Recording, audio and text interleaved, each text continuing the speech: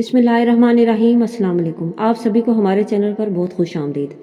रजब इस्लामी महीनों में से एक मुक़द्दस महीना है और इसके जुमे के दिन को इबादत और दुआओं के लिए ख़ास अहमियत दी गई है। जुमे के दिन और रजब के महीने में कुछ मखसूस अज़कार और वज़ाइफ किए जा सकते हैं जो रूहानी फ़वाइद के लिए मुफीद हैं। तो चलते हैं वज़ाइफ की तरफ। इस्तग़फ़ार का वजीफ़ा। रजब के जुमे को ये इस्तग़फ़ार 100 मरतबा पढ़ें।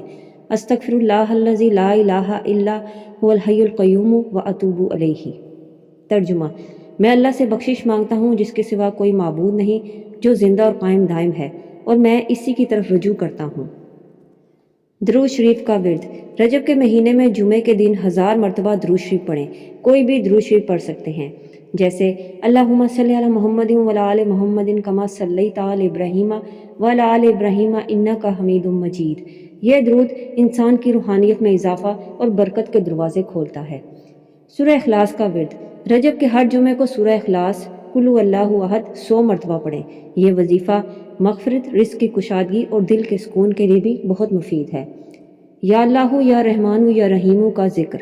जुमे के दिन रजब में कसरत से ये ज़िक्र करें, या अल्लाहु या रहमानु या रहीमु।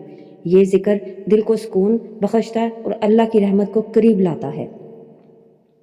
सूरह यासीन और सूरह मुल्क। रजब के जुमे को फजर और मगरिब के बाद सूरह यासीन और सूरह मुल्क पढ़ने की कोशिश करें। इन दोनों सूरतों के पढ़ने से दुनियावी और अखरवी मसाइल के हल में मदद मिलती है। ला इलाहा इल्लल्लाह 1000 मरतबा। जुमे के दिन रजब में कसरत से ये कलमा पढ़ें, ला इलाहा इल्लल्लाहु मुहम्मदुर रसूलुल्लाह।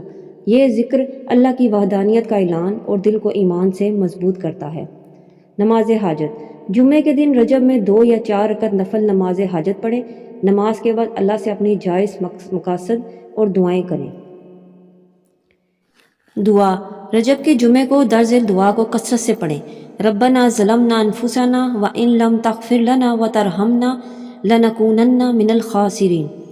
ए हमारे रब, हमने अपनी जानों पर जुल्म किया, और अगर तू हमें माफ़ ना करे और हम पर रहम ना करे तो यकीनन हम नुकसान उठाने वालों में से हो जाएंगे। ये वज़ाइफ और अस्कार रूहानी सुकून, गुनाहों की माफ़ी और अल्लाह की कुर्बत हासिल करने के लिए इंतहाई मुफीद हैं। खलूस नीयत और दिल से इनको अंजाम दें। मैं उम्मीद करती हूँ मेरी आज की वीडियो आपको पसंद आई होगी। वीडियो पसंद आई है तो लाइक और शेयर कीजिए और अपनी कीमती राय का इज़हार कमेंट्स में ज़रूर दें। मिलते हैं नेक्स्ट वीडियो में एक न्यू टॉपिक के साथ। अल्लाह हाफिज़।